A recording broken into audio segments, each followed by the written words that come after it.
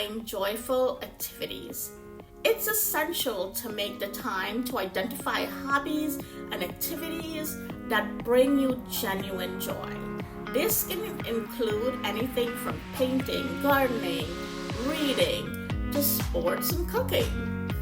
Recognizing these activities allows individuals to make concise decisions and incorporate them into their routine. I used to dislike gardening a lot and cooking. I used to cook just because I had to. I still don't like the feeling of sand anywhere close to me. And I used to cook just because I had to feed my family.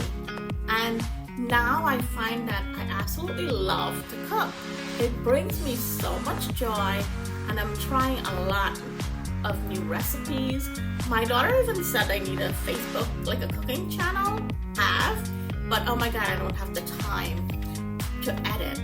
But don't be afraid to start something that you hated before and try it again, because it will, as time goes by, you change.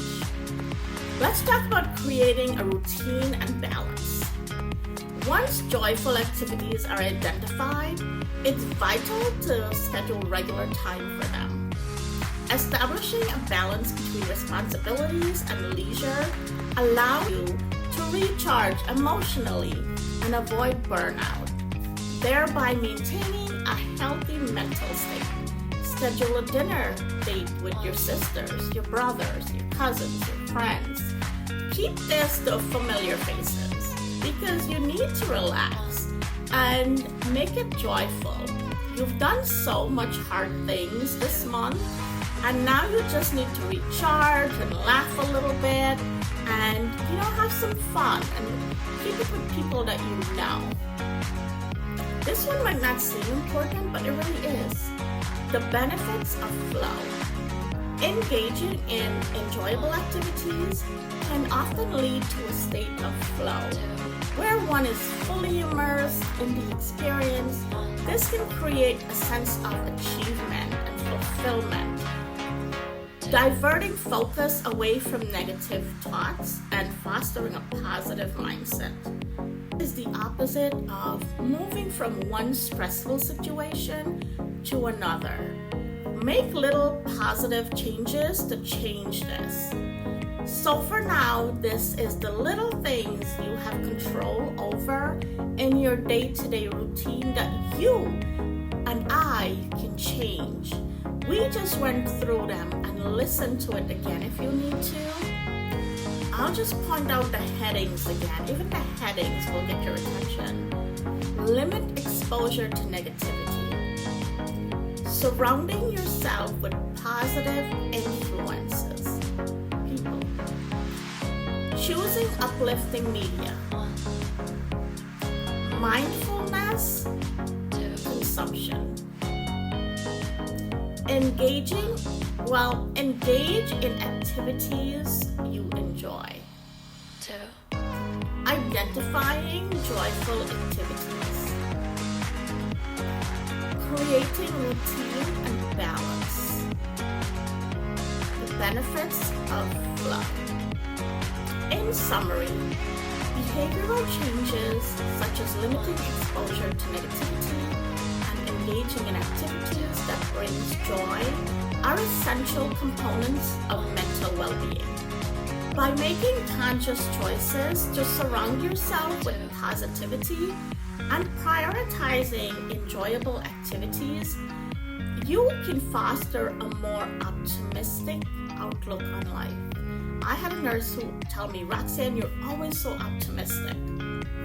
These strategies not only enhance your mood, but also contribute to a healthier, more resilient personality in the face of challenges.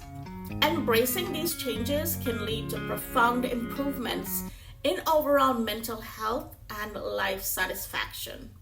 Now, as you guys know, I incorporate a series at the end of all my episodes called What's Tickling My Brain.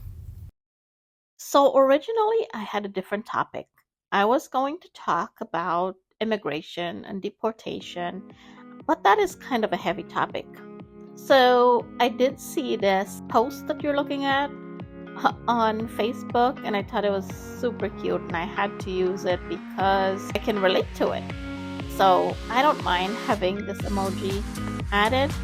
Anyway, that is not really my topic today. I'm getting off track. First of all, because I changed my topic, I had to do a voiceover, so I'll leave this on so you guys can enjoy it. Let's talk about MLM. How do you guys feel about MLM? Have you guys done it before? Are you currently doing it? Are you making any money from it? MLM is multi-level marketing. I've done it before. I've kind of been suckered into it, and I don't know how to say no. I recently had to say no, and I kind of wiggled my way out of it. Not like even, I still haven't said no because, I mean, those recruiters are pro. They know how to get into your feelings, tell you about all sorts of stuff. They really play on your feelings, and sometimes loneliness.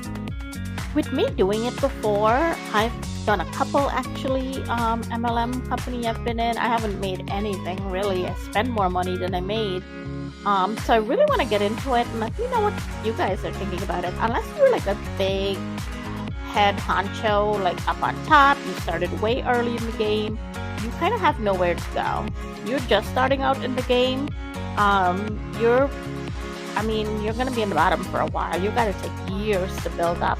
You know, some people are selling me what they build up in 10 years. So they're selling me this dream that they build up in 10 years, and I'm now starting, and I don't know. You spend a lot of money in MLM, and it's kind of going away. I see Beachbody. I was in Beachbody before. When changed to Body, I did a few others actually. I'm going to talk about it soon or at some point, but I want to see how you guys feel about it. Are you doing an MLM? Are you doing good? Are you doing great?